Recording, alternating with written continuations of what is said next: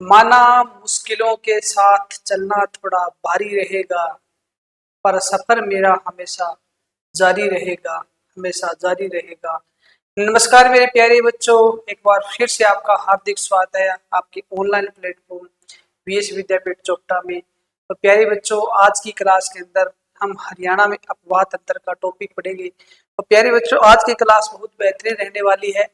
आज हम समझेंगे हरियाणा में जो नदियां आती है, कितनी प्रकार की नदियां आती है, कौन कौन सी नित्यवाही है, कौन सी दक्षिण हरियाणा की प्रमुख नदी है, सबसे बड़ी बरसाती नदी कौन सी है, और नदियों की जो आकृति है वो हरियाणा में किस प्रकार की है, किस पुराण में जिक्र मिलता है, कौन से नदी तंत्र का हरियाणा जो है हिस्सा रहने वाला है।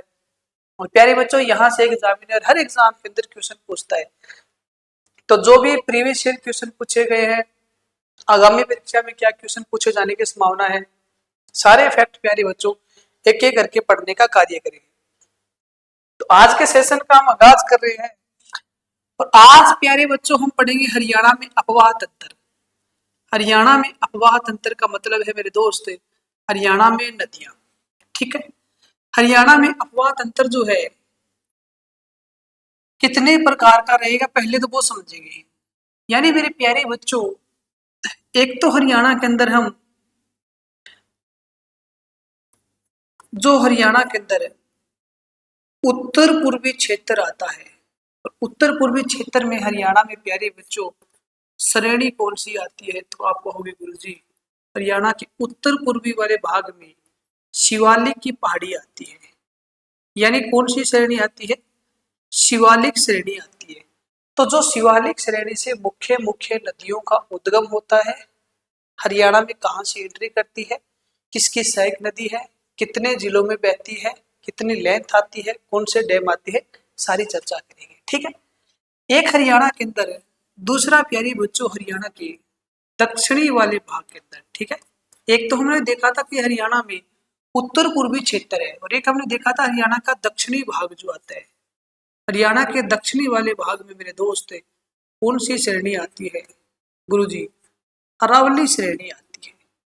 और अरावली श्रेणियों से यानी अरावली की पहाड़ी से जिन जिन नदियों का उद्गम होता है उनको चर्चा करेंगे। ठीक है, तो उत्तर पूर्वी क्षेत्र और दक्षिण हरियाणा से जिन जिन नदियों का उद्गम होता है मेरे प्यारे बच्चों, सिंपल सा अर्थ है कि शिवालिक की पहाड़ी और अरावली की पहाड़ियों से हरियाणा में जिन नदियों का उद्गम होता है, उन्हीं पहाड़ियों के अंदर जो है नदियों का जो उद्गम होगा उनको प्यारे बच्चों आज की क्लास में हम पढ़ेंगे। इसी को कहा जाता है अपवाद तंत्र।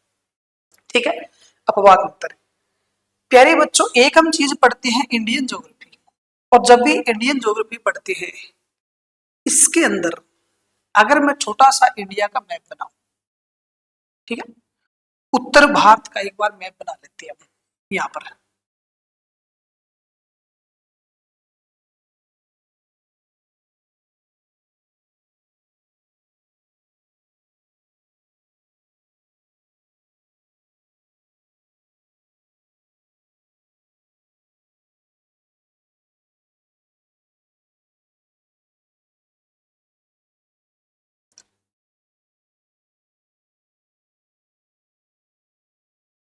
ये अपने उत्तर पूर्वी भारत का जो मैप है, मतलब उत्तरी भारत कह दे सिंपल भाषा में हमें। उत्तरी भारत के अंदर मेरे प्यारे बच्चों, जैसे फॉर एग्जाम्पल अगर हम बात करें हरियाणा के अंदर कौन कौन सी नदियां हैं वो बाद में चर्चा करेंगे। पहले हम देख लेते हैं कि उत्तरी भारत में कितने प्रकार के नदी तंत्र को हम पढ़ते हैं। एक तो हम पढ़ते हैं मेरे दोस्त सिंधु नदी तंत्र। कौन से पढ़ते हैं, सिंधु नदी तंत्र। अगर मैं बात करूं बेसिक बात, मेरे प्यारे बच्चों, जो देश अपना भारत है, इस भारत में पश्चिम वाले क्षेत्र में जो नदी बहती है वो सिंधु व उसकी सहायक नदियां बहती है, यानी इधर वाले इलाके की तरफ। ठीक है, तो पश्चिम वाले इलाके में सिंधु व उसकी सहायक नदियां बहती है, उसको मेरे दोस्त बोला जाता है सिंधु नदी तंत्र। क्या बोला जाता है, सिंधु नदी तंत्र। और जो सिंधु नदी तंत्र है, यहाँ मेरे प्यारे बच्चों जो 6 नदियां बहती है, यानी जो 2 नदियां हैं इनके बीच के क्षेत्र को मेरे दोस्त क्या बोला जाता है, दुआव बोला जाता है। क्या बोला जाएगा, दुआव। दुआव का अर्थ क्या हो गया, दुआव का अर्थ होगा 2 नदियों की दो नदियों के बीच का क्षेत्र, दो नदियों के जो बीच का क्षेत्र होता है, जो बीच का एरिया होता है, उसे मेरे दोस्त बोला जाता है दुआओ। जैसे फॉर एग्जाम्पल मैं बात करूं, यहाँ पर जो 6 नदियां बहती है, तो 5 नदियों के बीच का जो क्षेत्र आता है मेरे दोस्त, उसको बोला जाता है पंजाब। पंजाब का अर्थ क्या हो गया? पंच प्लस आओ। आप कहोगे गुरुजी पंजाब का अर्थ हुआ पंच प्लस आओ, यानी पंजाब के बीच जो है कितने नदियों का क्षेत्र आता है गुरुजी? 5 नदियों का क्षेत्र आता है। पंच प्लस आओ से हमारा क्या बना है? पंजाब बना है। ठीक है, तो सिंधु नदी तंत्र जो है वो हमारा कौन से क्षेत्र में आ जाएगा?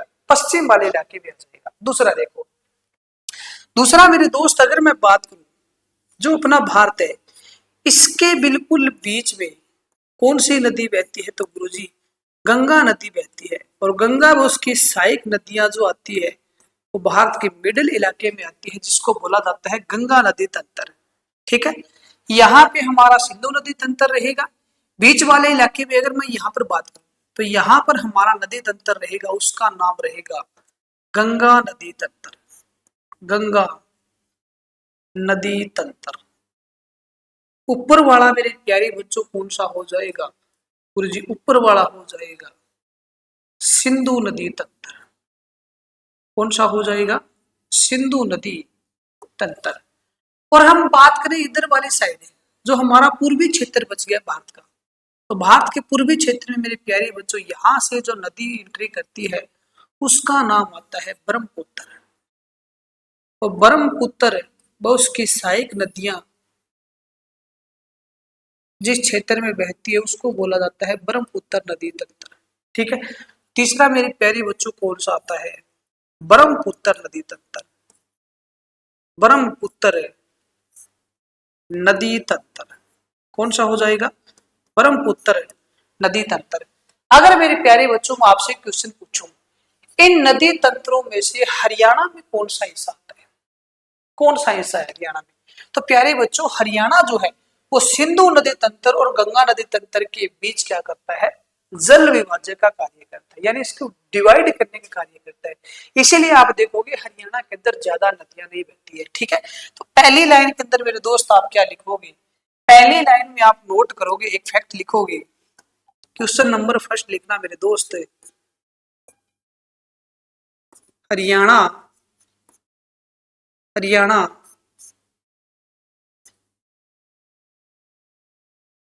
सिंधु नदी तंत्र व हरियाणा सिंधु नदी तंत्र व गंगा नदी तंत्र के बीच, गंगा नदी तंत्र के बीच, तंत्र के बीच जल विभाजक का कार्य करता है। जल विभाजक का कार्य करता है।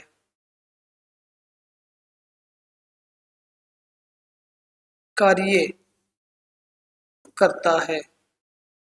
सिंधु नदी तंत्र और गंगा नदी तंत्र के बीच मेरे दोस्त विभाजक का कार्य करता है हरियाणा। दूसरी लाइन में लिखोगे हरियाणा में, हरियाणा में बहने वाली, हरियाणा में बहने वाली नदियों का जिक्र,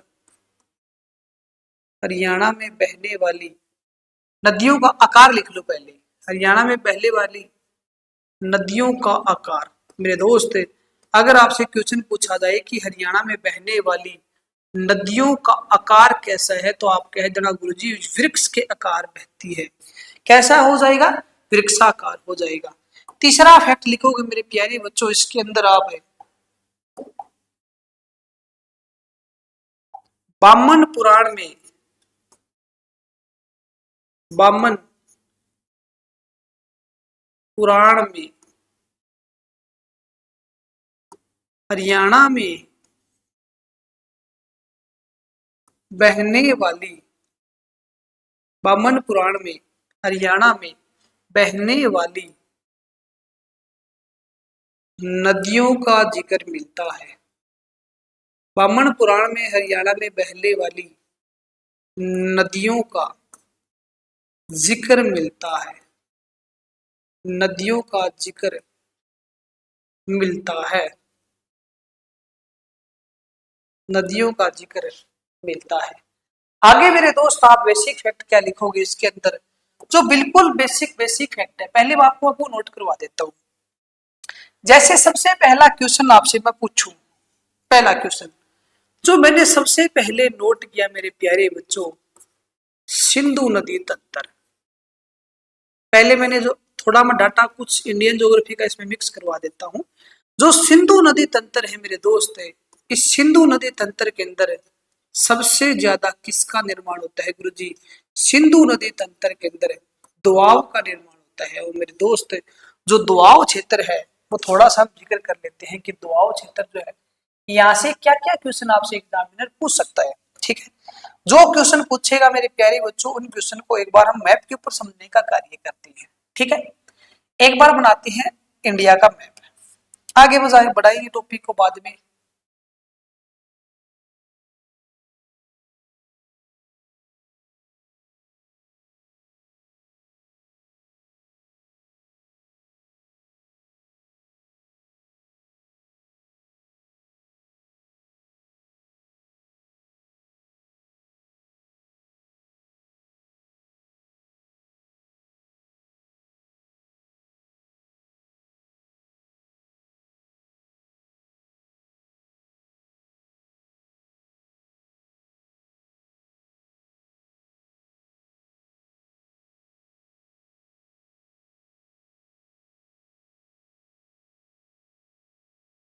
अब ये जो भारत का हमारा उत्तरी भारत का जो मैप है, इसके ऊपर सबसे पहला क्वेश्चन देखो आप, जो हमारा दुआब क्षेत्र आता है इसमें मेरे प्यारे बच्चों सबसे पहला आपको नदी नोट करनी है सिंधु नदी।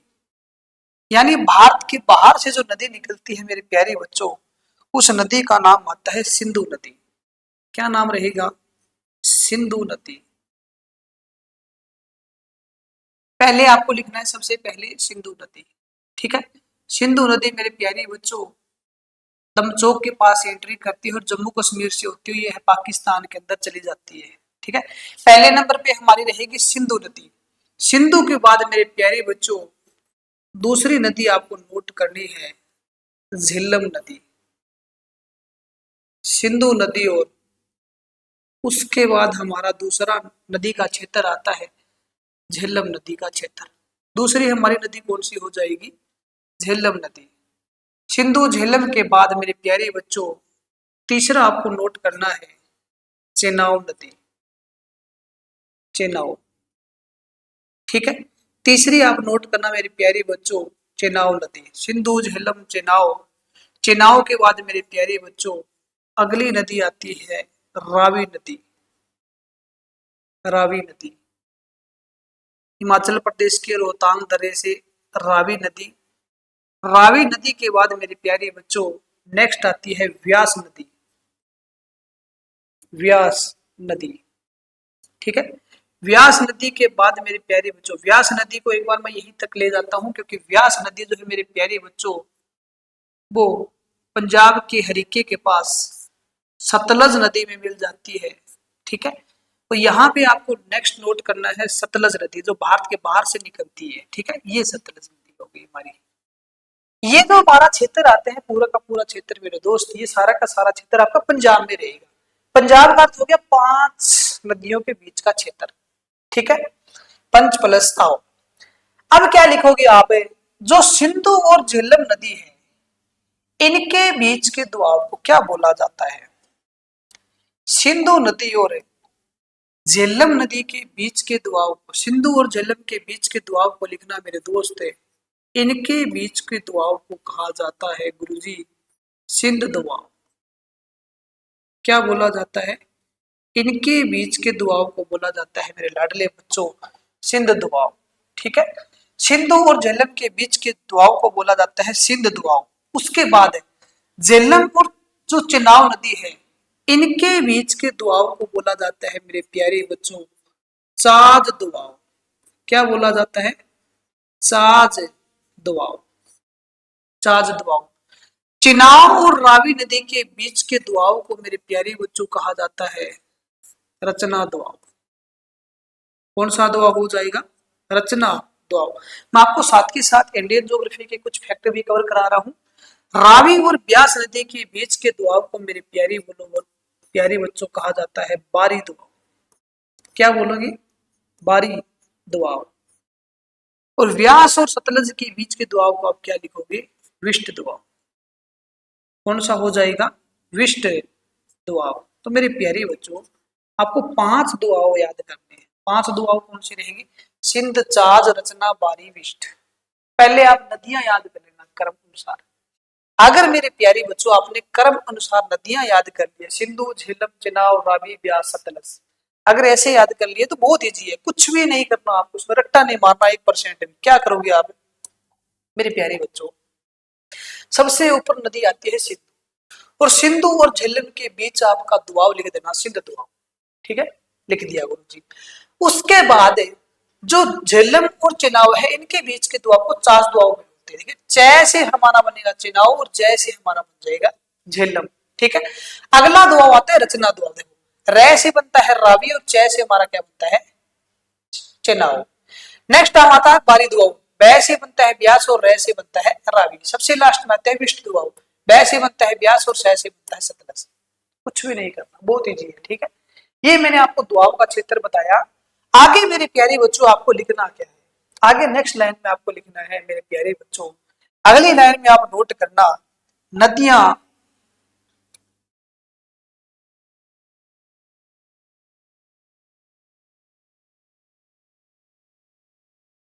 नदियों द्वारा, ऐसे लिख लो आप, नदियों द्वारा कुल 8 मैदान का निर्माण होता है।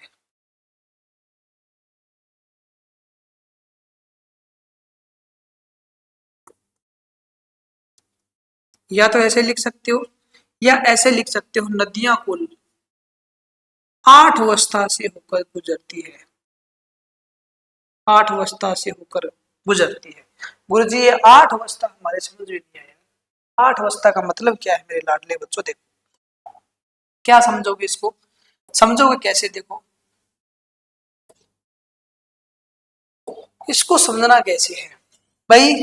काम करेंगे हम, पहले मैं आपको 8 अवस्था लिखा देता हूँ। ठीक है, कौन कौन सी है, बाद में इनको बैक पे समझने का कार्य कर लेंगे। तो मेरे प्यारे बच्चों, जो नदियों द्वारा बनाई गई 8 अवस्था है, इनमें से सबसे पहले आपको लिखना है वी आकार की घाटी। वी आकार की घाटी, वी आकार की घाटी, यानी वी शेप बेली जो आती है। दूसरा लिखोगे मेरे प्यारे बच्चों जल प्रपात। जल प्रपात को ही बोला जाता है झरना, इंग्लिश में बोला जाता है वाटरफॉल। तीसरा लिखोगे आप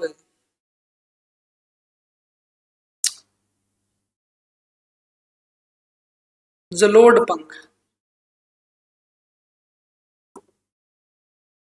जलोढ़ पंख। चौथा मेरी प्यारी बच्चों आप बोलो, लिखोगे नदी विसर्ग। नदी विसर्ग। पांचवा मेरे प्यारे बच्चों आप नोट करोगे गोखूर झील। गोखूर झील। छठा मेरे प्यारे बच्चों नोट करना है आपको तटबंध। सातवां मेरे प्यारे बच्चों लिखना आप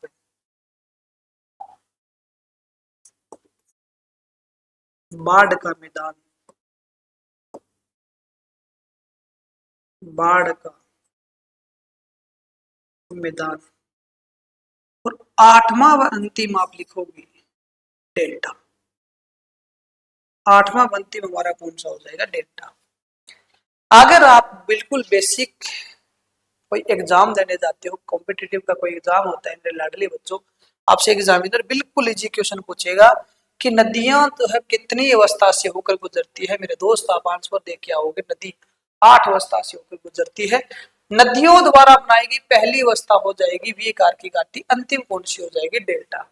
मैं सारी की सारी आपको बिल्कुल मैप के ऊपर समझाने का कार्य करूंगा कि यह 8 अवस्था आपकी जो है वो नदियां कैसे बनाती है। देखो बिल्कुल मैप पे समझने का कार्य करेंगे, कहीं भी रट्टा नहीं मारना, आपको कुछ भी नहीं करना है, बस कॉन्सेप्ट को समझना है एक बार। अगर आपने कॉन्सेप्ट समझ लिए हैं मेरे प्यारे बच्चों, कैसा भी क्वेश्चन आ जाए कहीं भी नहीं फंसना आपको। देखो भाई काम हमारा, एक बार इंडिया का मैप बनाएंगे दोबारा से। आप कहोगे गुरुजी आप हरियाणा जीके करवा रहे थे, हरियाणा ज्योग्राफी के साथ साथ, ये मेरे प्यारे बच्चों जरूरी होता है, क्योंकि आजकल एग्जामिनर क्या कर रहा है कि डाटा मिक्सअप कर रहा है। हरियाणा के अंदर आपने देखा होगा ऑलरेडी डाटा इस तरीके से पूछता है। आपने सीटी ग्रुप सी का एग्जाम दिया होगा, बहुत सारे कंसेप्चुअल क्वेश्चन थे। अब एग्जामिनर कॉन्सेप्ट पे चीजें पूछता है। अब देखो ये मेरे प्यारे बच्चों जो मैंने क्षेत्र बनाया है हमारा हिमालय, जो पूरा ऊपर का क्षेत्र आता है, ठीक है, इसमें अगर मैं बात करूं ना इस क्षेत्र की, ये जो क्षेत्र है जम्मू कश्मीर के नंगा पर्वत से आपका हिमालय क्षेत्र शुरू हो जाता है और ये आपका जाता है प्यारे बच्चों नामचा पर्वत है। जम्मू कश्मीर के नंगा पर्वत से लेकर ऐसे आपका नेपाल से होता हुआ मेरे प्यारे बच्चों ये अरुणाचल प्रदेश के नामचा पर्वत तक जाता है। ये पूरा का पूरा क्षेत्र आपका जो आता है ये हिमालय क्षेत्र है। और हिमालय क्षेत्र मेरे प्यारे बच्चों इतना ज्यादा ऊंचा उठ गया है कि वहां पर तापमान वगैरह जो है वो पहुंच नहीं पाता है। इसलिए क्या होता है कि ज्यादा मतलब इतना ऊंचा उठ गया है कि वहां पर लगातार जो है बर्फ गिरने से एक बड़े बड़े ग्लेशियर का निर्माण हो गया है, जैसे हिस्पार, जैसे सियाचिन, जैसे बाल्टो, बहुत सारे ग्लेशियर आते हैं यहाँ पर। अब क्या होगा कि जैसे सूर्य की किरणें इन ग्लेशियर के ऊपर पड़ेगी, ये ग्लेशियर पिघलेगा और पिघलने के बाद किसका रूप लेगा, नदियों का। ऑलरेडी आपने देखा होगा गंगा नदी जो है उसका पानी बहुत ठंडा होता है।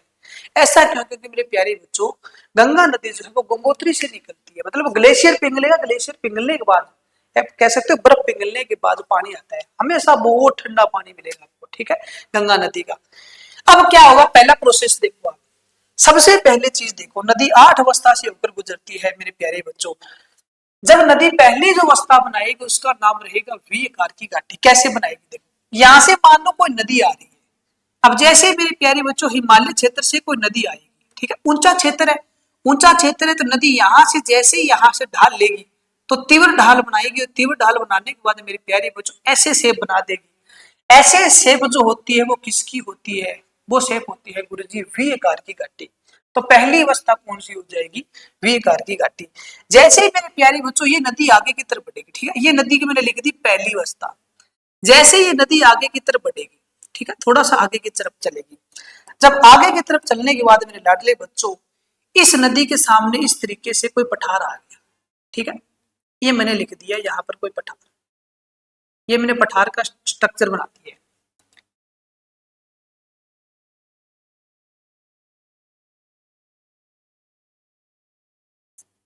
इस तरीके से आपका कोई मेरे प्यारे बच्चों पठार है। पठार का मतलब तो समझते होंगे आप, पठार का मतलब होता है एक ऐसा क्षेत्र जो अपने आसपास के क्षेत्र से ऊंचा हो और जिसका शीर्ष जो होता है वो कैसा होता है गुरुजी, उसका शीर्ष सपाट होता है, नुकीला नहीं होता है। जिसका शीर्ष नुकीला होता है उसको तो बोलते हैं पर्वत, और जिसका शीर्ष सपाट होता है उसको बोलते हैं पठार। अब जैसे पठारी पठारी क्षेत्र की तरफ मेरे प्यारे बच्चों नदी बढ़ेगी, मान लो ये नदी का पानी आगे की तरफ चला गया, ठीक है, आगे जाने के बाद मेरे प्यारे बच्चों ये जो पठारी क्षेत्र होता है, इस पठारी क्षेत्र के ऐसे ढलानदार क्षेत्र से होती हुई नदी क्या करेगी, पानी ऐसे नीचे की तरफ गिराएगी। और मेरे प्यारे बच्चों जैसे नदी का पानी ऐसे नीचे गिरेगा तो वही तो क्या बनाएगी, आपका झरना बनाएगी। उसी झरने को क्या बोला जाता है, जलप्रपात। और नदियों द्वारा बनाएगी दूसरी अवस्था होती है जलप्रपात यानी झरना। तो मेरे दोस्त ध्यान रखना, नदी हमेशा झरने का निर्माण जो करेगी वो किस पे करेगी, नदी झरने का निर्माण करेगी पठार के ऊपर, ठीक है। अब मेरे प्यारे बच्चों जैसे ही पठार से ऐसे नदी मतलब पानी नीचे की तरफ गिराएगी तो यहाँ पे झरना है जो आपका, यहां से पानी गिरने के बाद क्या होता है कि नदी का पानी जो ऐसे आसपास के इलाके में ऐसे नदी क्या करती है, पानी को ऐसे फैला देती है। ऐसे जब फैलाएगी मेरी प्यारी बच्चों, मतलब नदी क्या करती है, अपने पानी को ऐसे पंख की तरह फैला देती है, और जो जल का पानी पंख की तरह फैल जाता है उसे मेरे प्यारे बच्चों बोला जाता है जलोढ़ पंख। क्या बोला जाता है, जलोढ़ पंख बोला जाता है मेरे प्यारे बच्चों, ठीक है। इसी को जलोढ़ पंख बोलते हैं, ध्यान रखना। इसी को मेरे प्यारे बच्चों बोलते हैं गिरिपाद मैदान कह सकते हो आप, जलोढ़ कह सकते हो इसी को, ठीक है, जलोढ़ पंख। आगे तीसरी अवस्था जो नदी क्या बना रही है हमारी, जलोढ़ पंख का निर्माण कर रही है। जलोढ़ पंख का निर्माण करने के बाद मेरे प्यारे बच्चों नदी की चाल क्या हो जाती है, बहुत स्लो हो जाती है। नदी की चाल स्लो होने का जब भी नदी के सामने कोई चट्टान आएगी तो नदी अपने ऐसे रुख मोड़ देगी, आगे थोड़ा सा चट्टान आएगी तो नदी ऐसे ऐसे मुड़ते चलेगी, ऐसे मुड़ते चलेगी। और ऐसे मुड़ते मुड़ते मेरे प्यारे बच्चों कौन चलता है गुरुजी, ऐसे मुड़ते मुड़ते सांप चलता है। तो नदी द्वारा बनाई गई चौथी अवस्था होती है नदी विसर्ग। कौन सा होता है, नदी विसर्ग। तो चौथी अवस्था कौन सी हो जाएगी, नदी विसर्ग। और जैसे मेरे प्यारे बच्चों मान लो कई बार क्या होता है कि बारिश वगैरह ज्यादा होने के कारण नदी अपना रास्ता मान लो सीधा पकड़ लिया, ऐसे नदी ने अपना पानी का रास्ता सीधा पकड़ लिया, तो यहाँ पर जो जल का क्षेत्र बच गया, ये क्षेत्र जो बच गया, इससे मेरे प्यारे बच्चों जिस झील का निर्माण होगा उसी को तो कहा जाता है गोखुर झील। तो नदी द्वारा बनाएगी पांचवी अवस्था मेरे प्यारे बच्चों कौन सी हो जाएगी, गोखुर झील। और गोखुर झील जो है मेरे प्यारे बच्चों वो नदी के जल से बनती है। जैसे मैं फॉर एग्जाम्पल बात करूं कि भारत की सबसे बड़ी गोखुर झील कौन सी है, आप कहोगे गुरुजी भारत की सबसे बड़ी गोखुर झील आती है कांवर झील। तो कांवर झील मेरे प्यारे बच्चों कहाँ रहेगी, बिहार के अंदर, ठीक है। तो भारत की सबसे बड़ी गोखुर झील आ जाएगी कांवर झील। अब मेरे प्यारे बच्चों क्या होगा कि आगे जाने के बाद नदी जो है वो क्या करेगी, अपने साथ मिट्टी वगैरह लेके जाएगी और नदी क्या करेगी, बिल्कुल तट के पास उस मिट्टी को ऐसे जमा कर देगी। और नदी के पास है क्या करेगी, जैसे मिट्टी को जमा करेगी तट के पास, तो उसको बोला जाता है तटबंध। क्या बोला जाता है, तटबंध। और कई बार भयंकर बारिश से पानी क्या होता है आसपास के इलाके में फैल जाता है, ये बांध आपका टूट जाता है, इसी को प्यारे बच्चों बोला जाता है बाढ़ का मैदान, ठीक है। तो यहाँ पे हमारी छठी अवस्था होगी तटबंध, उसके बाद हो गया सातवां बाढ़ का मैदान। और ऐसे करते करते मेरे लाडले बच्चों नदी आगे की तरफ चली जाएगी। कहाँ चली जाएगी, आगे की तरफ चली जाएगी, ठीक है। ऐसे नदी आगे की तरफ जाएगी। अब देखो क्या होगा, अब जब भी आप इंडियन ज्योग्राफी पढ़ते हो, इधर वाला क्षेत्र जो आता है मेरे प्यारे बच्चों, ये क्षेत्र आपका आता है वे ऑफ बंगाल, यानी इधर वाली साइड जो है वो कौन सी खाड़ी आती है गुरुजी, बंगाल की खाड़ी आती है। इधर वाला क्षेत्र जो आपका आता है मेरे दोस्त, ये होता है अरबियन सी, इसको बोलते हैं अरब सागर। अब नदी मेरे प्यारे बच्चों जा रही है तो बिल्कुल लास्ट अवस्था है नदी की, और लास्ट अवस्था में जाने के बाद मेरे प्यारे बच्चों नदी क्या करती है, नदी ऐसे मिट्टी को बिखेर देती है। सागर या महासागर में गिरने से पहले नदी अपनी मिट्टी को इस तरीके से बिखेर देती है, और इस तरीके से जब बिखेर देती है मेरे दोस्त, इसी को क्या बोला जाता है गुरुजी, इसी को बोला जाता है डेल्टा। क्या कहा जाता है, डेल्टा। तो ऐसे स्ट्रक्चर जो आते हैं मेरे लाडले बच्चों, वो स्ट्रक्चर किसका आता है, डेल्टा का आता है। तो नदियों द्वारा बनाएगी अंतिम व्यवस्था मेरे लाडले बच्चों कौन सी हो जाएगी, डेल्टा हो जाएगी। इस डेल्टा को मैं डिफाइन कर देता हूं एक बार, ठीक है। इस मैप को थोड़ा सा ऊपर की तरफ ले चलते हैं। देखो जो डेल्टा है मेरे प्यारे बच्चों, जब भी आप सिविल सर्विस का कोई एग्जाम देते हो, कोई यूपीएससी वगैरह है, अन्य कोई सिविल सर्विस का कोई एग्जाम है, तो उसमें आपको आगे ये लिखना होता है कि डेल्टा जो है वो 4 प्रकार का होता है। क्या लिखोगे, डेल्टा जो है वो 4 प्रकार का होता है मेरे लाडले बच्चों। पहली लाइन में आप क्या लिखोगे, पहली लाइन के अंदर आप लिखोगे चापाकार डेल्टा, चापाकार डेल्टा। डेल्टे का दूसरा जो एग्जाम्पल आता है मेरे प्यारे बच्चों, सेकंड जो डेल्टा है उसको बोला जाता है पंजाकार डेल्टा, पंजाकार डेल्टा। डेल्टे का तीसरा एग्जाम्पल जो आता है मेरे दोस्त है, उसको बोला जाता है दंताकार डेल्टा, दंताकार डेल्टा। और सबसे लास्ट में मेरे दोस्त है, आपको क्या लिखना है, सबसे लास्ट में आपको चौथे नंबर पर लिखना है ज्वार नदमुख, ज्वार नदमुख, ठीक है। इसको सिविल सर्विस के जब कोई एग्जाम देते हो तो आप इसको ज्वार नदमुख डेल्टा बोल सकते हो। ज्वार नदमुख क्या होता है, चापाकार, पंजाकार, दंताकार, 3 प्रकार के डेल्टा, ठीक है।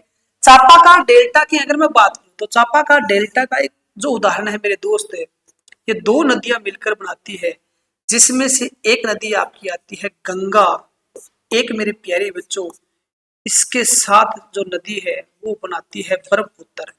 यानी गंगा व ब्रह्मपुत्र नदी मेरे दोस्त विश्व का सबसे बड़ा डेल्टा बनाती है। जैसे मैं आपसे पूछूं कि गंगा नदी और ब्रह्मपुत्र नदी जो है वो विश्व का सबसे बड़ा डेल्टा जो बनाती है, आप उसका नाम बताइए। तो आप कहोगे गुरुजी विश्व का सबसे बड़ा डेल्टा जो आता है वो सुंदरबन डेल्टा आता है।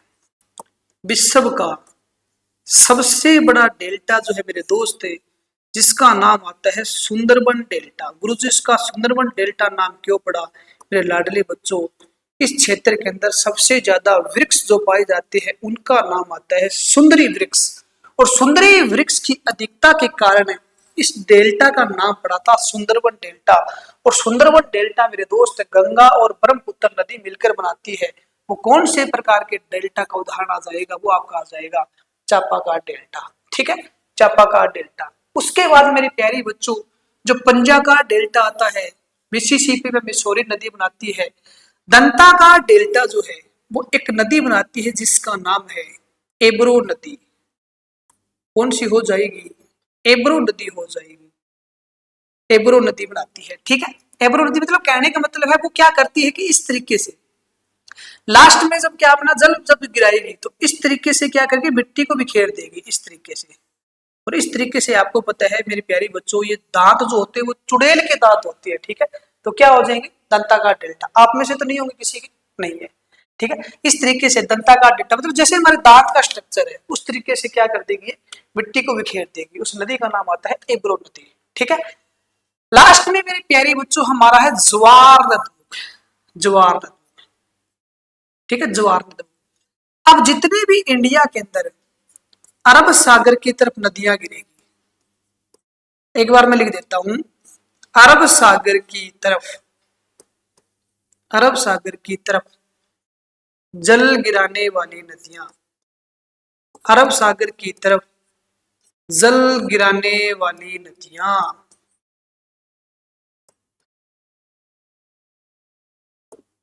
ज्वार नदबुक बनाती है।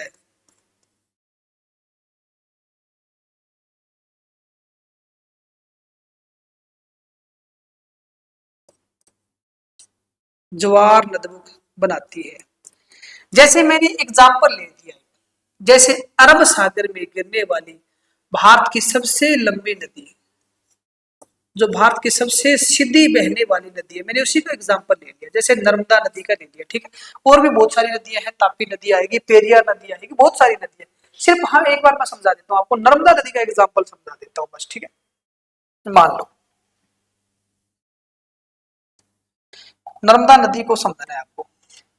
ये मेरे दोस्त आपका हमारा कौन सा हो जाएगा? सागर, अरब सागर हो जाएगा गुरु जी। ये लो, ये अरब सागर है। अरब सागर है, इसके अंदर पानी ही पानी है। इस तरीके से पानी ही पानी कर देना आपको।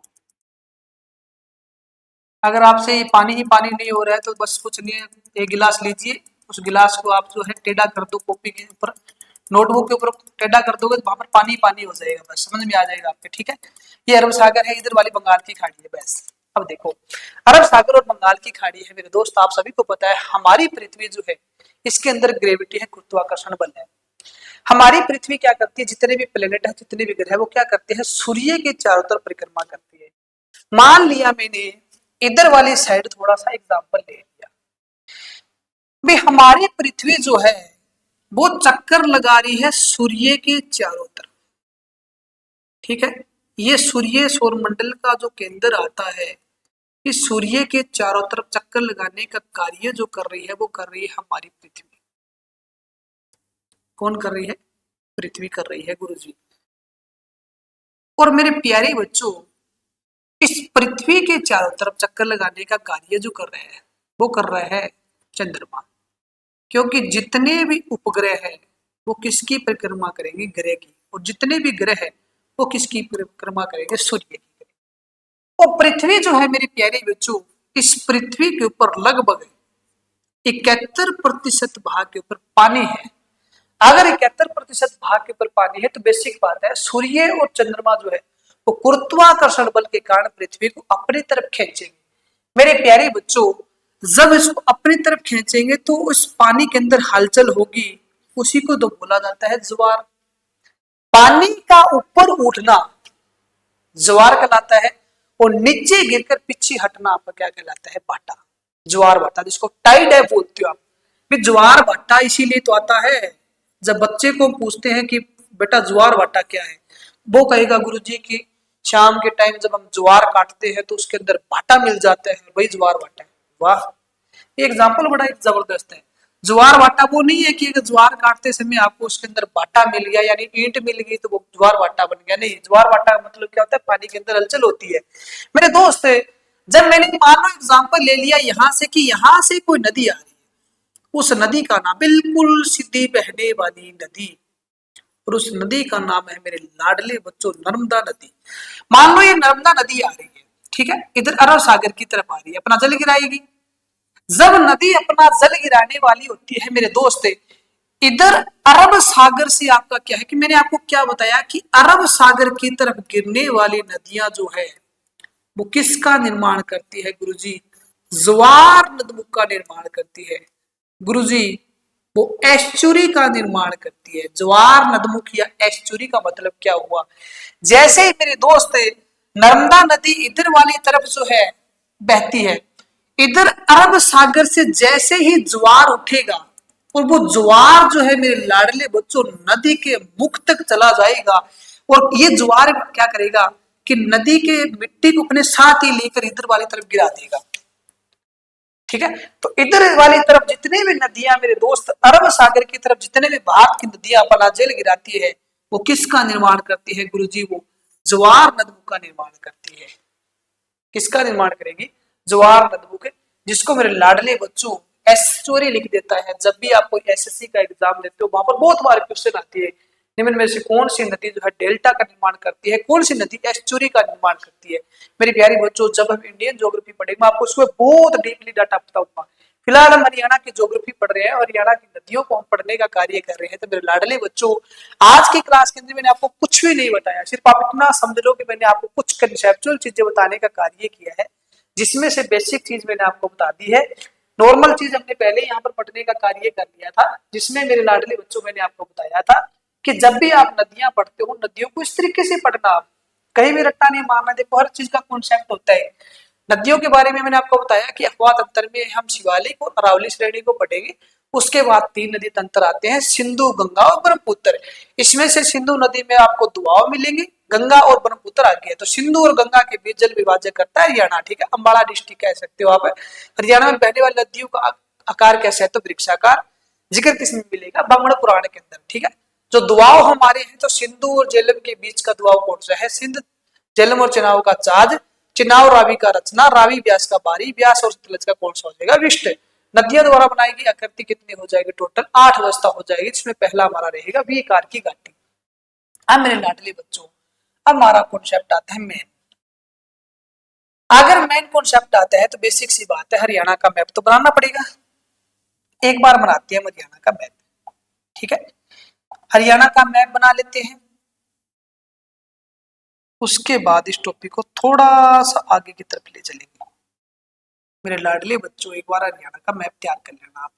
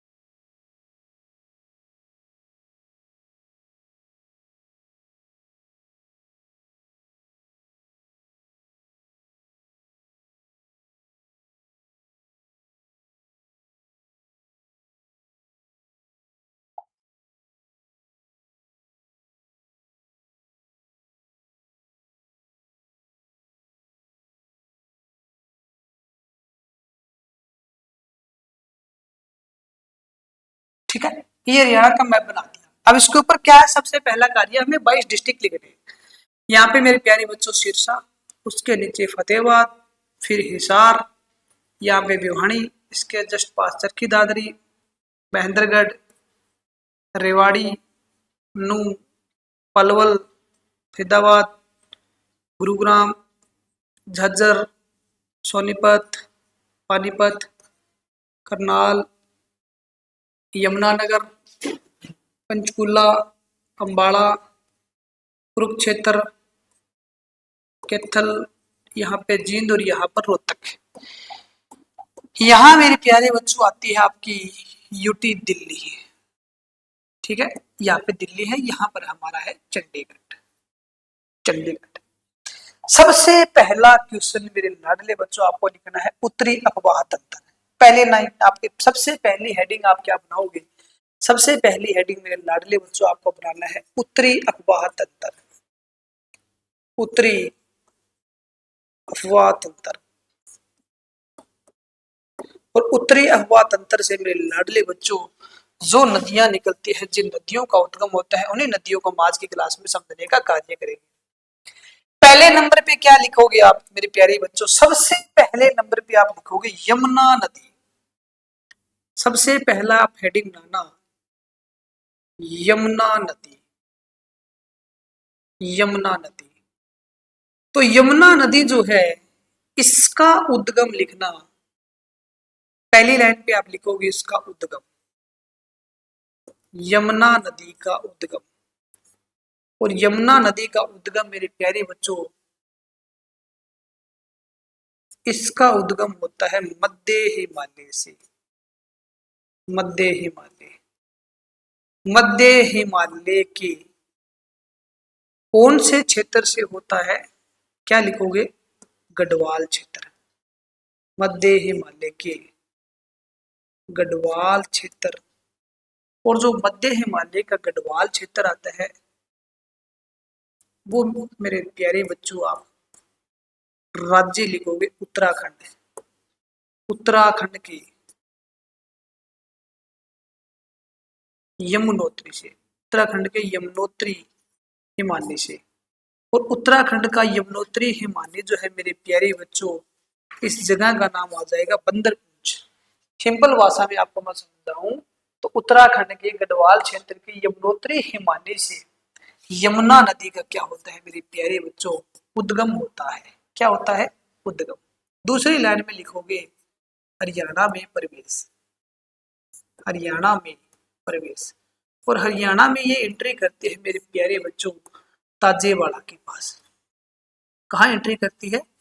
ताजेवाड़ा। और ताजेवाड़ा के ब्रैकेट में मेरे प्यारे बच्चों आपको नोट करना है यमुनानगर। क्या नोट करोगे? यमुनानगर। एक बार देखो मैं यहां तक आपको समझा देता हूं। ये मेरे प्यारे बच्चों जो आपका क्षेत्र आता है, ये आपका मध्य हिमालय का गढ़वाल क्षेत्र आता है उत्तराखंड के पास। और यहाँ उत्तराखंड के पास से जो नदी निकलती है उसका नाम है यमुना नदी। यहाँ से निकलने के बाद मेरे लाडले बच्चों सबसे पहले एंट्री करेगी यमुनानगर के पास। यमुनानगर के ताजेवाड़ा के पास एंट्री करेगी। यमुनानगर, करनाल, पानीपत और सोनीपत। उसके बाद ये चली जाती है दिल्ली के अंदर। दिल्ली के बाद फिर से फरीदाबाद, फरीदाबाद के बाद पलवल, पलवल के बाद जो हसनपुर से क्या हो जाती है, ये एग्जिट कर जाती है, आगे अलीगढ़ में चली जाती है। उत्तर प्रदेश के अलीगढ़ में, यानी पूर्व वाली साइड जो है वो मुड़ जाती है। तो मेरे प्यारे बच्चों आप क्या लिखोगे? हरियाणा में प्रवेश। अगर आपने इतना नोट कर लिया है तो उसके बाद नोट करना हरियाणा में प्रवेश आ जाएगा ताजेवाड़ा। उसके बाद लिखिए यह यमुनानगर। हरियाणा के 6 जिलों में बहती है यमुनानगर। यमुनानगर के बाद करनाल, करनाल के बाद पानीपत, पानीपत के बाद गोल्डन सिटी सोनीपत में जाएगी।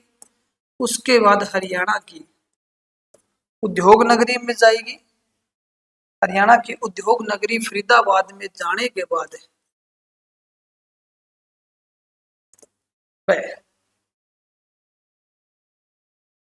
पलवल में जाएगी। और पलवल के अंदर जो है जगह का नाम कौन सा हो जाएगा? हसनपुर, हसनपुर से अलीगढ़ में प्रवेश कर जाती है। और अलीगढ़ जो है मेरे प्यारे बच्चों, इसके ब्रैकेट में लिख लेना उत्तर प्रदेश, अलीगढ़ में प्रवेश कर जाती है, अलीगढ़ में प्रवेश कर जाती है, प्रवेश कर जाती है। फिर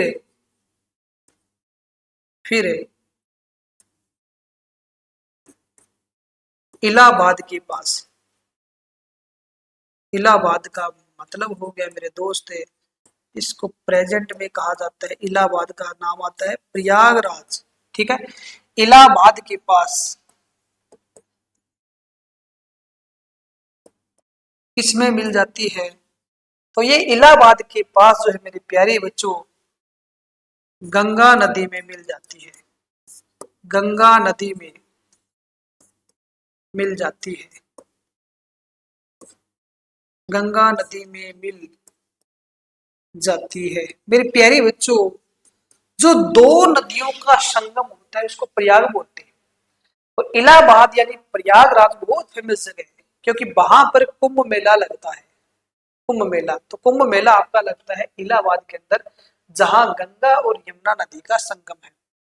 और कुंभ मेले का आप कभी इतिहास जब पढ़ोगे तो उसके अंदर ये था कि समुद्र मंथन से जब है अमृत कलश जब प्रकट हुआ, तो कहते हैं कि देवता और असुरों के बीच युद्ध चला था।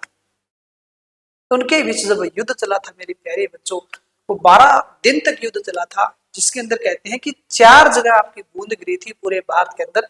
जहां जहां बूंद गिरी वहां वहां पूरे भारत के अंदर क्या होता है, आपका कुंभ मेले का आयोजन होता है। कितने वर्ष बाद होता है, 12 वर्ष बाद। जब मेरे प्यारे बच्चों 12 वर्ष बाद इस कुंभ मेले का आयोजन होता है, और 12 बार अगर उसका आयोजन हो गया तो 144 वर्ष बाद आपका आता है महाकुंभ। ठीक है, पूरे भारत में 4 जगह लगते हैं। ठीक है, 4 जगह लगते हैं सारे के सारे। मैं आपको कभी इंडियन ज्योग्राफी या स्टैटिक जीएस में बताने का कार्य कर दूंगा, फिलहाल नॉर्मल चीजें आप इसके अंदर लिख लेना। आगे मेरे लाडले बच्चों, आपको लिखना क्या है, इसके बारे में आप लिखना, यह है गंगा में मिलने वाली, गंगा में मिलने वाली, गंगा में मिलने वाली जो गंगा नदी है, भारत की राष्ट्रीय नदी जो है 2525 किलोमीटर आती है, और उस गंगा में मिलने वाली सबसे लंबी नदी है, सबसे लंबी नदी। आपसे एग्जामिनर इस तरीके से भी कुछ क्वेश्चन पूछ लेता है कि गंगा की सबसे लंबी सहायक नदी कौन सी है। मेरे प्यारे बच्चों, आप आंसर क्या दे के आओगे, यमुना नदी। क्यों दोगे, क्योंकि मेरे प्यारे बच्चों इसकी टोटल लेंथ जो आती है, इसकी कुल लंबाई आती है 1376 किलोमीटर। कितनी आती है, 1376 किलोमीटर।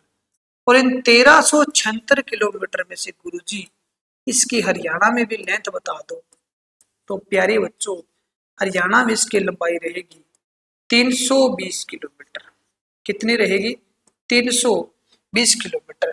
जब भी आप मैप पढ़ते हो मेरे प्यारे बच्चों, मैप के अंदर इधर वाली डायरेक्शन जो है वो आपकी, वो डायरेक्शन कौन सी है गुरुजी, इधर वाली डायरेक्शन पूर्व है। ठीक है, इधर वाली डायरेक्शन आपकी पश्चिम आती है, ये आपकी डायरेक्शन उत्तर आती है, इसके नीचे वाली साइड आपकी डायरेक्शन दक्षिण आती है। तो क्वेश्चन ये भी तो आ सकता है कि यमुना नदी जो है वो हरियाणा की कौन सी सीमा पर बहती है, तो ये सीमा प्यारी बच्चों कौन सी हो जाएगी, पूर्वी।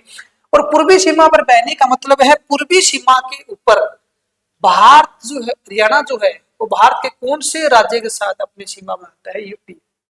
तो उत्तर प्रदेश व हरियाणा के बीच बाउंड्री जो बनाती है, इनको अलग करने का कार्य भी कौन सी नदी करती है, यमुना नदी करती है। तो क्या लिखोगे मेरे दोस्त, आपको यहाँ पर 2 फैक्ट और नोट करने हैं। क्वेश्चन नंबर पहला लिखिए, यह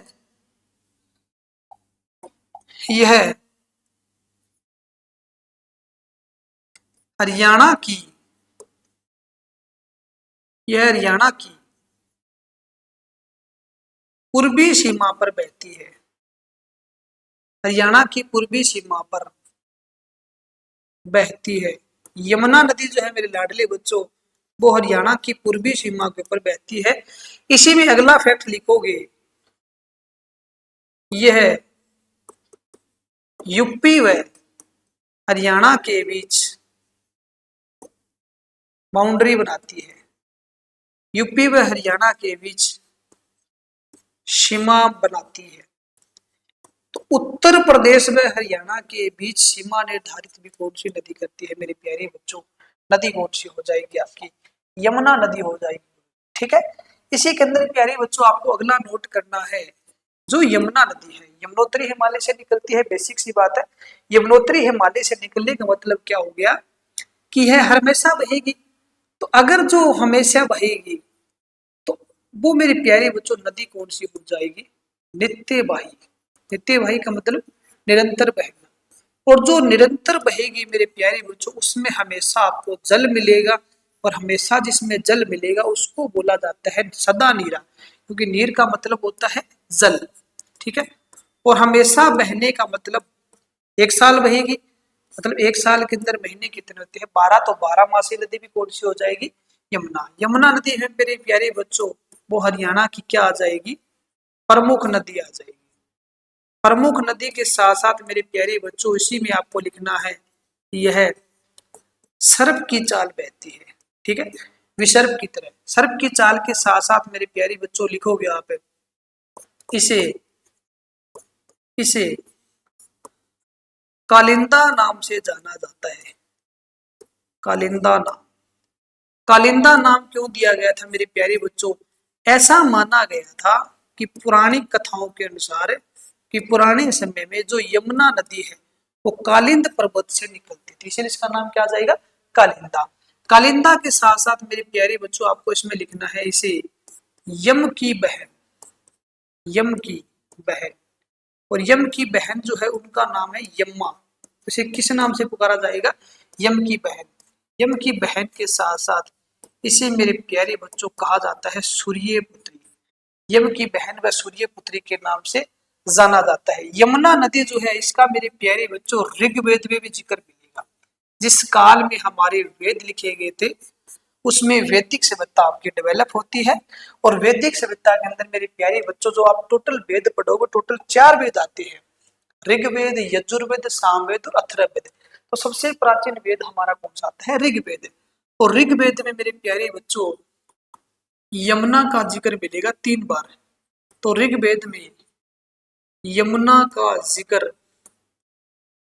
कितनी बार रहेगा? यमुना का जिक्र 3 बार है, या 3 बार मिलता है। ऋग्वेद में यमुना का जिक्र 3 बार मिलता है मेरे दोस्त। इसी के अंदर आपको नोट करना है, इस नदी पर यमुना नगर में एक बांध है जिसका नाम है हथनी कुंड बांध, या आप कह सकते हो हथनी कुंड बिराज। 2002 में इसमें पानी छोड़ा गया था। इस बिराज से पहले एक बिराज था जिसका नाम था ताजेवाड़ा। तो ताजेवाड़ा बिराज जो है वो मेरे प्यारे बच्चों 1996 में चौधरी भजन लाल ने उसका उद्घाटन करने का कार्य किया था। चौधरी भजन लाल के शासन काल में हम ये कह सकते हैं कि वो अस्तित्व में आना शुरू हुआ था। प्रॉपर रूप से संपन्न हुआ था 1999 के अंदर। चौधरी बच्ची लाल की उस समय सरकार थी और प्रॉपर रूप से इसने कार्य करना शुरू किया था मेरे दोस्त। पहली बार पानी छोड़ा गया था चौधरी ओम प्रकाश चौटाला की सरकार में 2002 के अंदर। ठीक है, तो हथनी कुंड बिराज जो है मेरे दोस्त ये हमारा कहाँ पे हो जाएगा? यमुना नगर में। कहाँ हो जाएगा? यमुना नगर में। इसको मछुआरों का स्वर्ग बोला जाता है, हथनी कुंड बिराज को। तो हथनी कुंड बिराज वह जो हथनी कुंड बिराज आएगा मेरे प्यारे बच्चों, थोड़ा सा मैं एक बार स्ट्रक्चर बता देता हूँ आपको मैं। ठीक है, एक बार दूसरा बिराज और लिख देता हूँ। दूसरा हमारा जो बिराज आएगा, दूसरा जो बांध आएगा उसका नाम है ओखला बांध। तो ओखला बांध है मेरे लाडले बच्चों, ये कहाँ हो जाएगा गुरुजी? ये हमारा हो जाएगा दिल्ली के अंदर, दिल्ली। और ये दोनों के दोनों बांध जो है वो कौन सी नदी पर हो जाएगा? तो लिखना मेरे प्यारे बच्चों यमुना नदी। इस नदी पर यमुना नदी। अब देखो एक बार हम हरियाणा का मैप ले आते हैं थोड़ा सा नीचे की तरफ। जब हमने यमुना नदी पढ़ा मेरे प्यारे बच्चों, इस यमुना नदी के ऊपर अगर आप देखोगे तो यहाँ पर एक बांध आता है जिसका नाम है हथनी कुंड बांध। ठीक है, हथनी कुंड बांध। इस हथनी कुंड बांध से दो नहरों का उद्गम होता है। इधर वाली साइड जो पश्चिम वाली साइड जो नहर निकलती है, इसको मेरे प्यारे बच्चों बोला जाता है पश्चिमी यमुना नहर, जो हरियाणा की सबसे प्रमुख व सबसे प्राचीन नहर है। उसको अगली क्लास में चर्चा करेंगे। और इधर वाली साइड जो पूर्व साइड है, उसको बोला जाता है पूर्वी यमुना नहर, जो आपकी कहा जाती है उत्तर प्रदेश में। वैसे आप देखोगे ना, दिल्ली के अंदर, दिल्ली में इस नदी के ऊपर ओखला बांध है, तो ओखला बिराज से जो इधर हरियाणा में नहर आती है उसको बोला जाता है गुरुग्राम नहर। और इधर उत्तर प्रदेश का एक शहर है जिसका नाम है आगरा, तो आगरा में जो नहर जाती है उसको बोला जाता है आगरा नहर। तो ये दो नहरें प्रमुख आती है हरियाणा के अंदर, गुरुग्राम और पश्चिमी यमुना नहर। इनको अगली क्लास में हम चर्चा करने का कार्य करेंगे। फिलहाल मेरे प्यारे बच्चों, जो यमुना नदी है उनके मैंने बेसिक फैक्ट आपको बताया है। हरियाणा में एंट्री कहाँ करेगी? ताजेवाड़ा यमुना नगर, ठीक है। ताजेवाड़ा यमुना नगर में जब प्रवेश करेगी मेरे प्यारे बच्चों, तो यहाँ अगर आप देखोगे यमुना नगर के अंदर एक पार्क आता है, ठीक है। उस पार्क का नाम है कालेसर नेशनल पार्क। तो एक बार हरियाणा में क्वेश्चन पूछा गया था कि यमुना नदी जो है वो कौन से पार्क के पास से बहती है। मेरे दोस्त नोट करना आपको, यह है कालेसर नेशनल पार्क के पास से बहती है। कालेसर नेशनल पार्क के पास से बहती है, पार्क के पास से बहती है, कालेसर नेशनल पार्क के पास से बहती है, ठीक है। ये हनुमान गंगा और बहुत सारी नदियां, इसकी सहायक नदियां आ जाएगी, ठीक है। हरियाणा में एंट्री कहाँ करेगी तो सारा कुछ बता दिया है। एग्जिट कहाँ से करेगी? एग्जिट हसनपुर से कर जाएगी। एंट्री कहाँ से करेगी? ताजेवाड़ा से। गंगा में मिलने वाली सबसे लंबी सहायक नदी है, 1376 किलोमीटर लंबाई है। हरियाणा में 320 आती है। हरियाणा में यूपी बीच बाउंड्री बनाती है, पूर्वी सीमा पर बहती है। नित्यवाही सदानी राव जाएगी, कालिंदा नाम से जाना जाता है। यमुना नदी का जिक्र ऋग्वेद में 3 बार मिल जाएगा। मेरे प्यारे बच्चों, जो यमुना नदी है वो हरियाणा की नित्यवाही में प्रमुख नदी आती है। इनके बारे में जितने भी फैक्ट है, जो फैक्ट है वो मैंने आपको प्यारे बच्चों सारे कुछ बता दिए हैं। अब यमुना की कौन कौन सी सहायक नदियां हैं, उनका क्या प्राचीन नाम है, उनके बारे में हम अगली क्लास में चर्चा करेंगे। उत्तरी अपवाह तंत्र और दक्षिणी अपवाह तंत्र को हम कोशिश करेंगे अगली क्लास के अंदर हम एंड कर दे। फिर भी मेरे प्यारे बच्चों, क्लास थोड़ी सी लंबी जाती है तो हम उसको 3 पार्ट में कवर करने का कार्य करेंगे। तो मेरे दोस्त, आज की क्लास आपको कैसी लगी कमेंट बॉक्स में आप जरूर लिखना। अगर आपको वीडियो अच्छी लगी है तो मेरे प्यारे बच्चों, मेरे लाडले बच्चों, इस वीडियो को, इस सेशन को अपने दोस्तों तक शेयर करना। आप ग्रुप के माध्यम से, व्हाट्सएप के माध्यम से, जो आपके पास सोशल प्लेटफॉर्म है उनके माध्यम से आप इस सेशन को ज्यादा से ज्यादा शेयर करके जुड़िए। और यही आपका यूट्यूब चैनल है, यही आपका परिवार है, यही आपका प्यार जो है मेरे प्यारे बच्चों, जो हमें मोटिव करता है बार बार ज्यादा मेहनत करने के लिए। मेरे प्यारे बच्चों, हम यही उम्मीद आपसे करेंगे कि आप भी हमारे साथ जो है कंधे से कंधा मिलाकर चलिए। लगातार आप मेहनत कीजिए, आपका भी एक रिस्पॉन्स बनता है मेरे प्यारे बच्चों। और मेहनत करते रहिए, एक दिन सफल आप जरूर मिलोगे। मेहनत करोगे तो फल मिलेगा प्यारे बच्चों। तो इसी उम्मीद के साथ हम मिलते हैं नेक्स्ट क्लास के अंदर। तब तक के लिए थैंक यू। जय हिंद, जय भारत, जय हरियाणा।